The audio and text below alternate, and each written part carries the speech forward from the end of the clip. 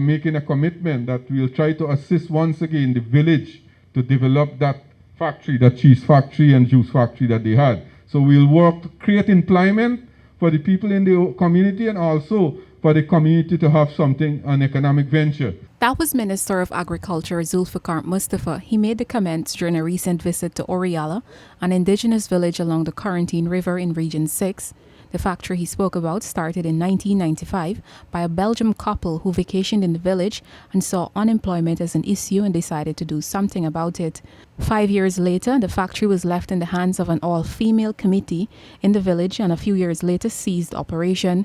The factory produced cherry, mango and pineapple fruit cheese, which was exported to the Caribbean and Europe.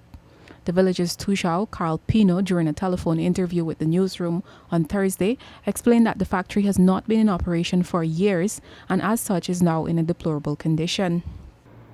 It may have to have major works because there was a solar panel, a solar power system set up. It's not functioning anymore.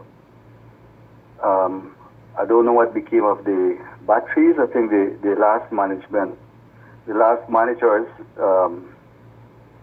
caused the system to deteriorate, and it's not functioning any longer. The other machines that were there, like there was a packaging machine, a sealing machine. I doubt whether those things are functioning.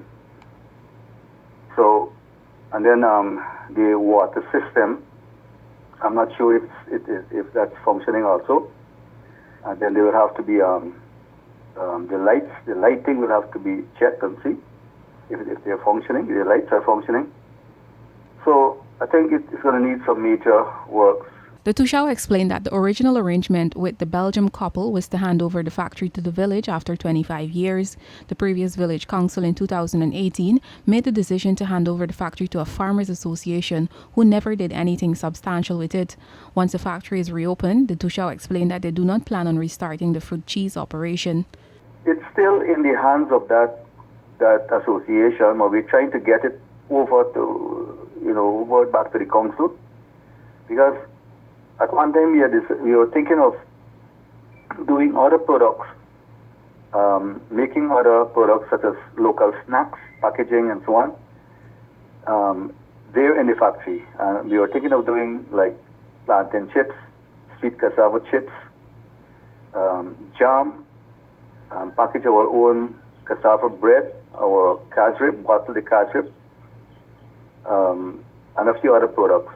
While no assessment has been done to determine how much money the factory would need to begin operations again, the Toshao said it would be of great benefit to the village.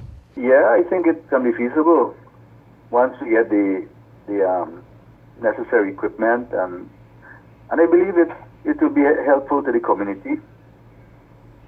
It's going to provide some employment there, and the products. We're trying to do ecotourism in Orealla and Separata. So if we start to produce our own local crafts, we already have our local radio station, Radio Orealla, and we have our local our local products. Then we're going to feature our local handicrafts and so on. So it will be good. It can be good for the community and for our tourism drive. The government also announced the potential development of the Tarokuli bauxite deposit, located about 10 miles from Orealla and is one of the largest untouched deposits in Guyana. This will see massive developments in the health, education and transportation sector for the village. Reporting for the newsroom, I am Isanella Patwa.